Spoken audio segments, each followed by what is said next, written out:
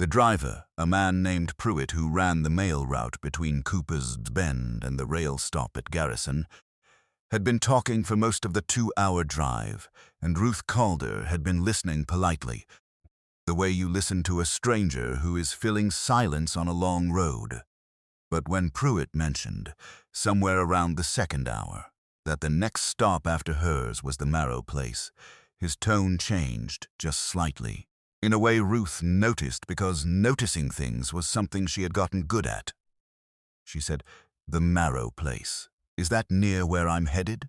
Pruitt said, "Right next to it, ma'am. You'll be neighbors. Just the one fence between you and old Caleb Marrow."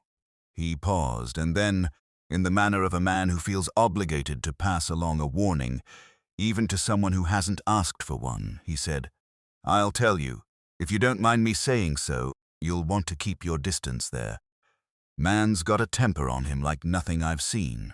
Drove off 2 hired hands inside a year, both of them good workers, and neither one would say much about why, except that Marrow wasn't a man you wanted to cross. Folks in town mostly leave him be. He doesn't come in much, and when he does, he doesn't stay long."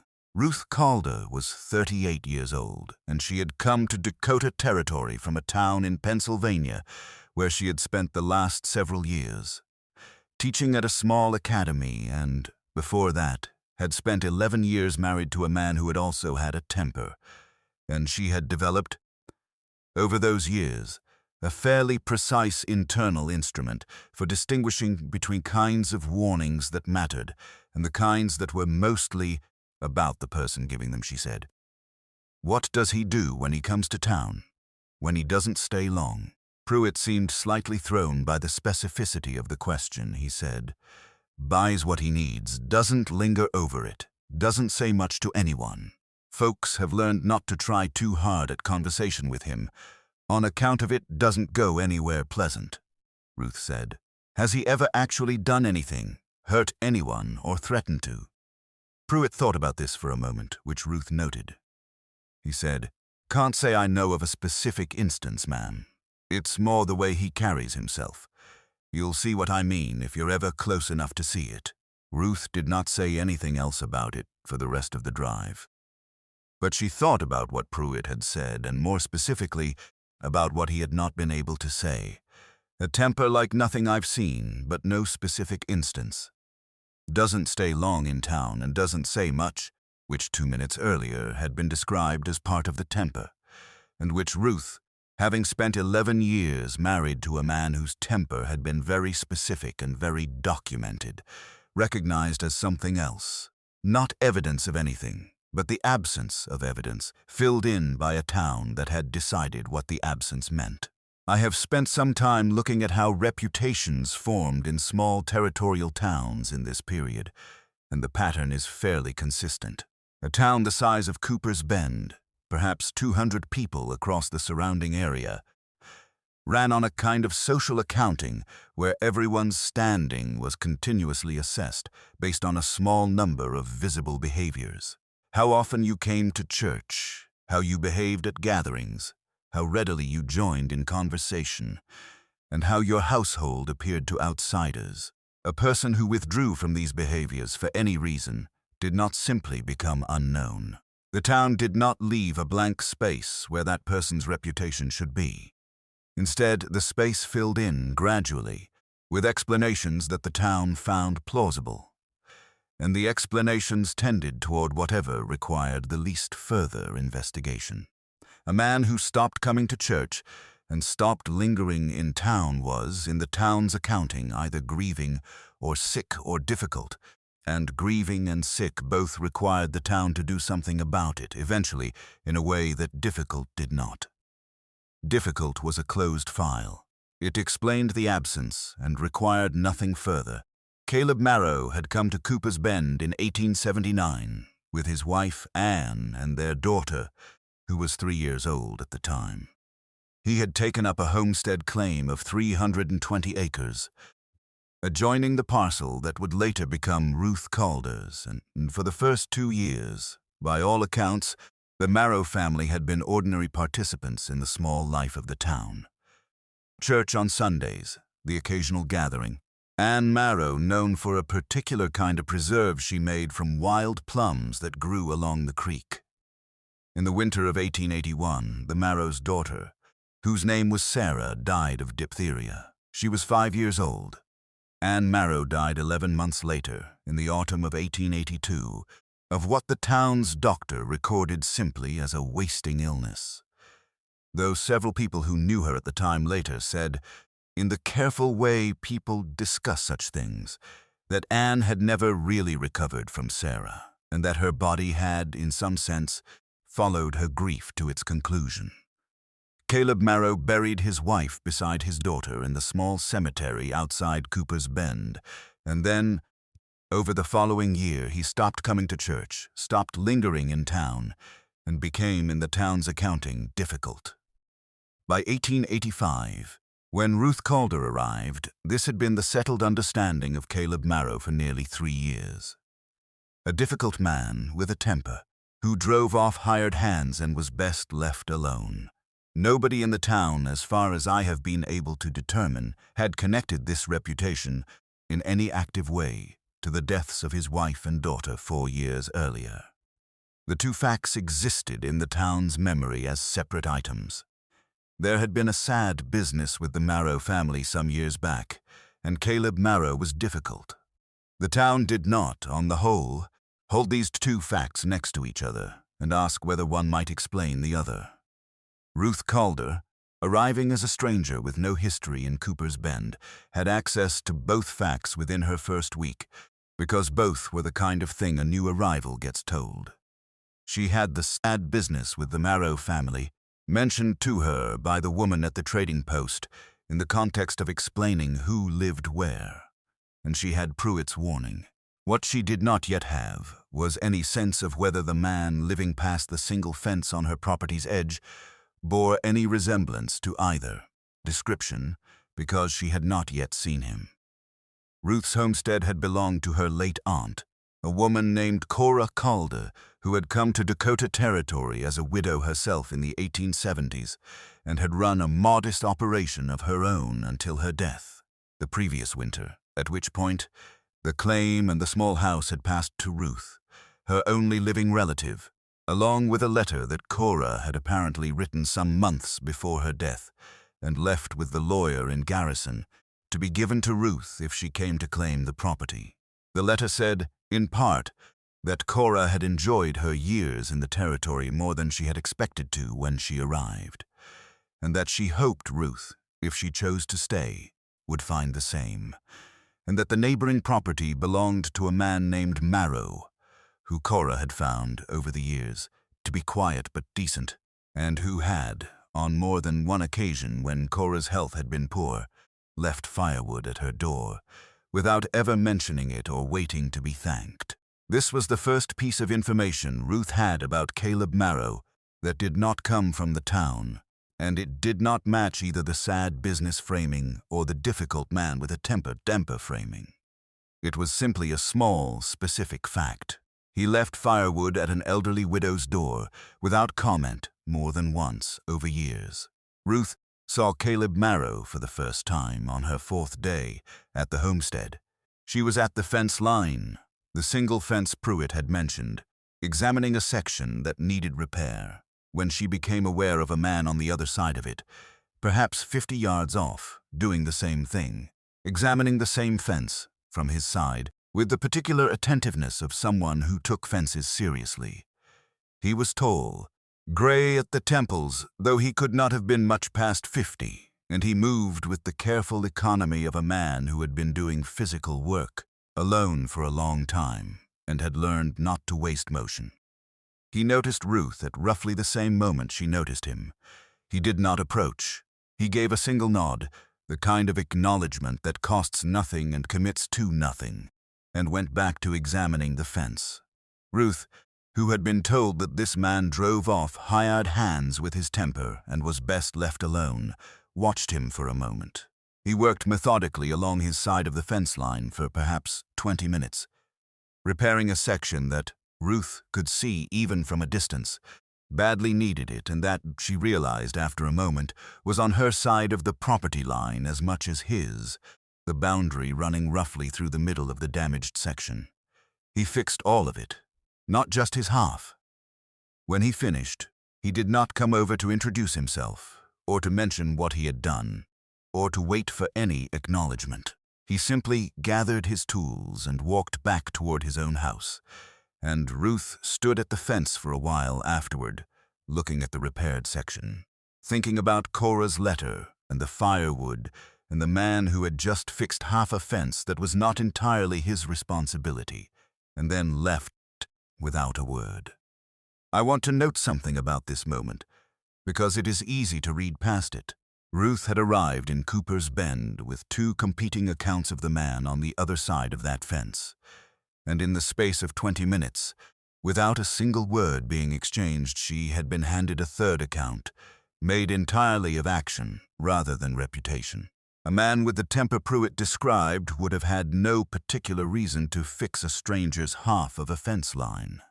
A man who was simply difficult, in the town's flattened sense of the word, might not have noticed the damage extended past his own property at all, or might have noticed and decided it was not his concern.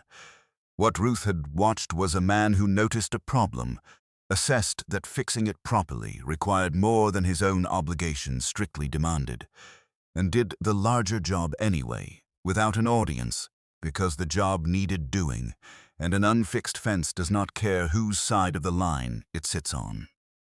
3 days later, Ruth went to the Marrow place. Not for any particular reason she could have stated clearly, except that she had decided, somewhere in the previous 3 days, that she would rather form her own impression than continue operating on Pruitt's and the town's, and the fence repair seemed like a reasonable pretext. She could thank him for it and see what happened. She found him in the yard, splitting wood, and he straightened up when he saw her approaching, with an expression that Ruth read correctly as wariness rather than hostility. She said, "Mr. Marrow, I'm Ruth Calder, Cora's niece. I wanted to thank you for the fence. I saw you'd repaired the whole section, not just your half." Caleb Marrow looked at her for a moment. He said, "Half a fence doesn't hold anything in. Wasn't much extra work to do the whole of it." He paused, and then he said, "Sorry for your loss. Cora was a good neighbor." Ruth said, "Thank you. She left me a letter. She mentioned you'd left firewood at her door some winters. She said you never mentioned it or waited to be thanked." Something moved across Caleb Marrow's face, very briefly, an expression Ruth could not fully read but registered as significant. He said, after a moment, she didn't need to know where it came from, just that it was there. And then, as if he had said more than he intended, he turned back to the wood he was splitting, and Ruth understood correctly that this was not rudeness but a man who had reached the edge of what he had words for.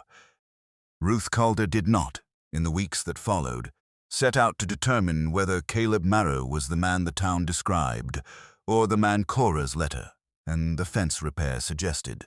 She simply lived next to him, on her own property, doing her own work, and over time, the way these things happen, a pattern of small interactions accumulated that told her more than any single conversation could have. He left a sack of seed potatoes on her porch in the second week when she mentioned in passing, during one of their brief and infrequent exchanges at the property line, that she hadn't yet sorted out what to plant. He did not bring it himself. Exactly. She found it there one morning with no note, and she knew it was from him because nobody else had any reason to. When her horse went lame in the 3rd week, and she was trying to determine whether it was serious, Caleb appeared, without being asked, having apparently noted from his own property that something was wrong, and examined the horse's leg with the quick competence of someone who had done this many times, and told her it was a stone bruise, not serious, and that she should keep the horse off it for a few days, and then he left again without waiting to be thanked. He spoke very little in all of this. When he did speak, it was direct and practical, never more words than the situation required. Ruth found, somewhat to her own surprise, that she did not experience this as coldness. It read, instead, as a kind of economy, the speech of a man who had perhaps once spoken more freely, and had at some point stopped. The way a person stops doing something that used to come easily after enough time has passed, that the doing of it would require reopening something they had closed. In the 4th week, Ruth went to town for supplies, and Mrs. Albright at the trading post, making conversation, asked how Ruth was settling in, and then, lowering her voice slightly, asked whether Ruth had had any trouble with Marrow, given that they were neighbors now. Ruth said, "No trouble at all. He fixed a section of fence on the property line, without being asked, and left some seed potatoes when I mentioned I hadn't planted yet, and looked at my horse when it went lame. He doesn't say much, but I haven't found that to be a problem." Mrs. Albright looked at her with an expression Ruth could not quite read. She said, "Well, that's not really how he is, usually, from what folks say." Ruth said, "I can only speak to how he's been with me," and she left it there. Because she could see that Mrs. Albright did not quite know what to do with information that did not fit the existing accounting, and Ruth had learned over the years that you cannot generally argue someone out of a settled reputation. You can only, sometimes, let your own experience sit alongside it, unargued, and see what happens over time. What Ruth had not yet seen in these 4 weeks was the inside of Caleb Marrow's house. That came in the 5th week, when an early autumn storm came through hard and fast, the kind that drops the temperature 20 degrees in an hour, and Ruth's chimney, which had a flaw she had not yet identified, began drawing badly and filling her front room with smoke. She went to the Marrow place in the storm, not because she had nowhere else to go, but because it was closest, and Caleb, seeing the smoke from his own window, had already started toward her house when she arrived at his door, and the two of them, in the confusion of the moment, ended up at his house instead, where he said she should wait out the worst of the storm, while he went to look at her chimney once it eased. Caleb Marrow's house was sparse but clean, the house of a man who maintained things out of habit rather than display. Ruth sat near the stove while the storm passed, and Caleb, who seemed uncertain what to do with a guest in his house, which had perhaps not happened in a long time, busied himself with making coffee, which gave both of them something to do with their hands. On a shelf near the window, among a small number of other objects, Ruth saw a child's shoe. A single shoe, small, the kind a very young child would wear, leather, well-made but worn through at the toe in the particular way a child's shoe wears when the child has been walking and running in it for some time. It was the only object on the shelf that did not appear to have a practical purpose. Everything else was tools or jars or small useful things. The shoe sat among them, alone, clearly placed there rather than simply left. Ruth did not ask about it. She had, by this point, spent enough time around Caleb Marrow to understand that he reached the edge of what he had words for fairly often, and that the respectful thing in those moments was not to push past the edge, but to let it be. But Caleb, bringing the coffee, saw her looking at the shelf, and saw what she was looking at, and after a moment, in a voice that was quieter than his usual voice, he said, "That was Sarah's, my daughter. She was 5. He paused. Anne kept it, after, and then when Anne went too, I found it packing up her things, and I didn't know what to do with it, so I put it there. It's been there 3 years. I don't look at it most days, but I know it's there," Ruth said, carefully. "I'm sorry, Caleb. I didn't know." She had heard the sad business with the Marrow family from Mrs. Albright in her first week, in the vague way it had been described, but she had not, till this moment, connected it to anything specific. Now it had a name, and an age, and a shoe on a shelf. Caleb said, "Most folks in town know about it in a general way. Nobody talks about it much. I think it's easier for everyone if it's just a sad thing that happened a while back, rather than something that's still, in some sense, sitting on a shelf in my front room." He sat down across from her, the coffee between them. He said, "After Anne died, I found I didn't have much left to say to people. It wasn't temper, exactly. It was more that Everything I might have said seemed too small for what I was actually carrying, and too large to say out loud in the trading post. So I stopped trying to find the right size for it and just stopped talking much at all. I expect that's where the temper business comes from. Folks fill in a silence with whatever explanation requires the least of them, Ruth said. That sounds exactly right. I've spent 5 weeks watching you leave seed potatoes and fix fences and look at lame horses, all without a word, and I kept thinking, this is not what a temper looks like. This is what someone looks like when they've decided that doing things is safer than saying things. Caleb looked at her for a long moment. He said, "That's a more accurate read than anyone in this town has managed in 3 years," Ruth said. "I've had some practice telling the difference between a temper and a silence. They don't look alike once you've seen both up close." Ruth's chimney was repaired the next day, and life on the 2 adjoining properties continued much as it had, except that now there was a name for what had been happening, and a shoe that Ruth had seen and not flinched from, and a man who had said more, in one evening, than he had said to anyone in Cooper's Bend in 3 years. Over the following months, the pattern of small interactions continued, but with something added to it, conversation. Not much at first, but more than before. Caleb began gradually to come to the fence line, not only when there was a practical reason, but sometimes simply because Ruth was there, and they would talk briefly about ordinary things, the way neighbors do, except that for Caleb, ordinary things had been unavailable to him for 3 years, and Ruth was, without either of them naming it that way, giving them back to him in small doses. By the following spring, Caleb Marrow had been to church twice, which the town noted with the kind of surprised commentary that Ruth found both understandable and slightly sad, given what she now knew about why he had stopped. He had also, on both occasions, sat near Ruth, which the town noted as well, with considerably more interest.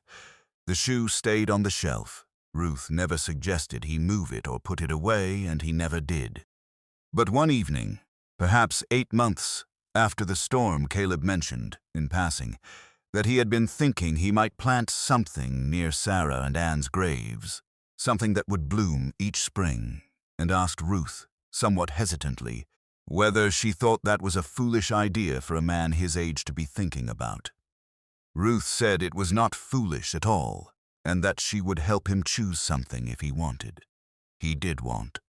They planted wild plum, the kind Anne had once made preserves from, and it bloomed for the first time the following spring, around the same time that Caleb Marrow, with considerably more words than he had used in 3 years, but still not very many, asked Ruth Calder if she would consider making Cooper's Bend, and his house specifically, her permanent situation.